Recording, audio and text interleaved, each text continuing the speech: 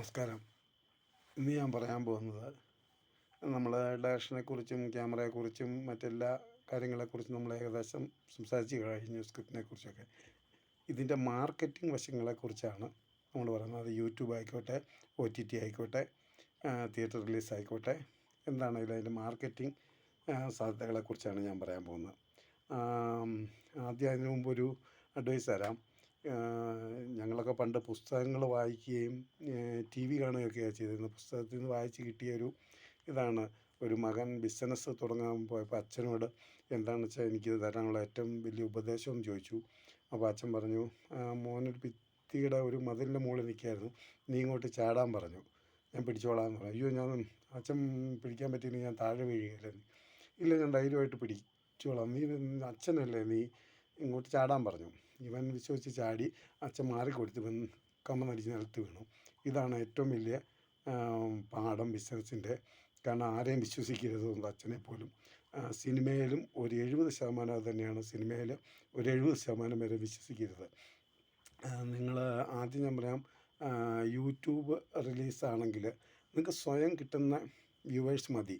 നിങ്ങൾക്ക് ഷെയർ ചെയ്യാൻ, നിങ്ങളുടെ വർക്കാണെങ്കിൽ, നല്ല വർക്കാണെങ്കിൽ ഒരുപാട് പേര് വ്യൂ ചെയ്യാം. അത് പൈസ കൊടുത്ത് നിങ്ങൾ അത് പ്രൊമോട്ട് ചെയ്യേണ്ട ആവശ്യമില്ല. കാരണം ആ വ്യൂ ഒന്നും യൂട്യൂബ് കണക്കാക്കില്ല. കാരണം നിങ്ങൾക്ക് 1 ലക്ഷമോ 10 ലക്ഷമോ അങ്ങനെയൊക്കെ കാണും. പക്ഷേ അതൊന്നും യൂട്യൂബിന് അത് മനസ്സിലാകും. കാരണം പണ്ട് യൂട്യൂബിനെ കളിപ്പിക്കാൻ പറ്റുമായിരുന്നു. ഇപ്പോൾ യൂട്യൂബിനെ ഫേസ്ബുക്കിനെ ഒന്നും കളിപ്പിക്കാൻ പറ്റില്ല. കാരണം അവർ നമ്മളെ ചതിക്കില്ല. അതുകൊണ്ട് അവരെ ചതിക്കാൻ നമ്മളെ അനുവദിക്കുകയില്ല. അതുകൊണ്ട് നിങ്ങൾക്കുള്ള വ്യൂവേഴ്സ് മതി. അത് ചിലപ്പോൾ 15 പൈസയായിരിക്കും ഒരു വ്യൂവിന് കിട്ടുന്നത്. അത് മതി നിങ്ങൾക്ക്. ഞാൻ യൂട്യൂബിൽ 1 ലക്ഷത്തിന് മേളിലുള്ള മുടക്കമുള്ള ഒരു വർക്ക് യൂട്യൂബിന് വലിയ 1 മില്യൺ വ്യൂവേഴ്സ് സബ്സ്ക്രൈബേഴ്സ് ഉള്ളതിന് കൊടുത്തിട്ട് ആകെ അവർ 2 മാസം കഴിഞ്ഞ് പറയുന്നത് ആകെ 100 രൂപ റിട്ടേൺ വന്നുള്ളതെന്ന്. എൻ്റെ പൈസ മൊത്തം പോയി. അത് എൻ്റെ ചാനലിൽ എന്തെങ്കിലും കിട്ടിയേനെ. അപ്പോൾ അതുകൊണ്ട് ഞാൻ 22 വർക്ക് 2 വർഷത്തിനകം ചെയ്തു. അതിന് ഞാൻ 12 എണ്ണത്തോളം മറ്റുള്ളവർക്ക് എന്തെങ്കിലും ലാഭം കിട്ടുമെന്ന് പറഞ്ഞ് കൊടുക്കുകയായിരുന്നു. എൻ്റെ ചാനൽ യൂസ് ചെയ്യാനും പറ്റിയില്ല, എൻ്റെ യൂട്യൂബിന് ഗുണം ചെയ്തില്ല. അത് അവരൊക്കെ എന്ത് ചെയ്തു, അവർക്ക് മുതലാകുകയും ചെയ്തു, അവരൊന്നും തന്നുമില്ല. അതുപോലെ OTT ആണെങ്കിൽ മോഹൻലാലിൻ്റെ ഒരു പടം 100 കോടി രൂപയ്ക്ക് ആമസോൺ എടുത്തു. പക്ഷേ അതിന് 65 കോടി രൂപയെ മുടക്കമുള്ള അവർ കള്ളക്കണക്ക് കൊടുത്തു. 100 ആ പടം സത്യത്തിലൊരു 3 കോടി രൂപ പോലും തിരിച്ച് കളക്റ്റായില്ല എന്നാണ് പറയുന്നത്. അതോടുകൂടി എല്ലാം റിലീസായി വിജയിച്ച പടങ്ങൾ മാത്രമേ ഇവർ എടുക്കുകയുള്ളൂ. പിന്നെ സൈനാപ്പിളെ മാത്രം കണ്ടാണ്, അല്ലാതെ ഒരു എടുക്കുന്ന OTT എന്ന് പറഞ്ഞു കഴിഞ്ഞാൽ അവരൊന്നെങ്കിൽ ലാഭത്തിൻ്റെ വിഹിതം, ഇല്ലെങ്കിൽ ഒരു 5 ലക്ഷം രൂപ ഇതെടുക്കും. കോടികളുടെ പടമാണെന്ന് വെച്ചോണം. പിന്നെ ലാഭവിഹിതം അങ്ങനെയൊക്കെ ആയിരിക്കും അവരത്. 2-3 വ്യവസ്ഥകളാണുള്ളത്.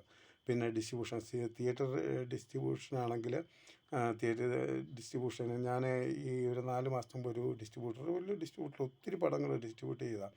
അതിൻ്റെ മെയിൻ ഒരു പാർട്ണർഷിപ്പ് ചേർന്ന് അതിൻ്റെ മെയിൻ ആളെ പോയി കണ്ടു. ആ സമയത്ത് തമിഴ്നാട്ടിൽ നിന്നൊരു ഡയറക്ടർ വിളിക്കുകയാണ്. 4-5 കോടി രൂപ മുടക്കിയ ഒരു പടമാണ്. ആ പടം കംപ്ലീറ്റ് ആയി. കേരള ഡിസ്ട്രിബ്യൂഷനെ കുറിച്ച് സംസാരിക്കുകയാണ്. അപ്പോഴത്തേന് ഇയാൾ പറയുകയാണ്, ഡിസ്ട്രിബ്യൂഷൻ ഞാൻ ഏറ്റെടുക്കാം, പക്ഷേ പകുതി പൈസ മുടക്കണം. എറണാകുളത്ത് തന്നെ ഫ്ലെക്സ് വെക്കണമെങ്കിൽ 3 ലക്ഷം രൂപയും 30 ലക്ഷം രൂപയ്ക്ക് വെക്കുന്നവരുണ്ട്, 3 ലക്ഷം രൂപയ്ക്ക്. നമുക്ക് ചെറിയ രീതിയിൽ ചെയ്യാം, പകുതി പൈസ നിങ്ങൾ മുടക്കണമെന്ന് ഡയറക്ടറോട് പറയുകയാണ്.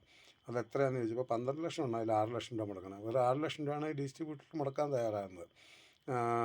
എന്നിട്ട് കോഴിക്കോടും എറണാകുളവും തിരുവനന്തപുരവും കൊല്ലവും അങ്ങനെയുള്ള കുറച്ച് സ്ഥലങ്ങളാണ് ഇതിൻ്റെ മെയിൻ കേന്ദ്രങ്ങളെന്നൊക്കെ പറഞ്ഞ് ഇങ്ങനെ കുറച്ച് സ്ഥലങ്ങളൊക്കെ പറയുകയാണ്.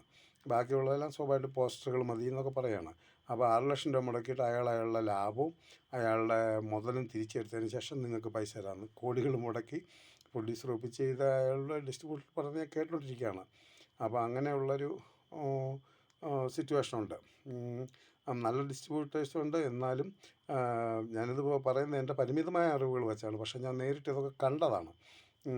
നിങ്ങൾ 10-300 പടങ്ങൾ പെട്ടിയിലിരിക്കുകയാണ് കംപ്ലീറ്റ് ആയത്. ലാബുകളിൽ കിടക്കുന്ന പൈസ കൊടുക്കാതെ അതങ്ങനെ. പിന്നെ ഷൂട്ടിംഗ് മുടങ്ങി കിടക്കുന്ന 10-300 എത്ര പടങ്ങൾ ഇറങ്ങുന്നുണ്ട്, 10-15 പടങ്ങൾ ഒരു വർഷം വിജയിക്കുന്നുണ്ട്. അതൊക്കെ ഇതിൻ്റെ കാര്യം. നിങ്ങൾ ആ ഡിസ്ട്രിബ്യൂഷനെ കുറിച്ച് കൃത്യമായിട്ട് നിങ്ങൾ പഠിക്കണം.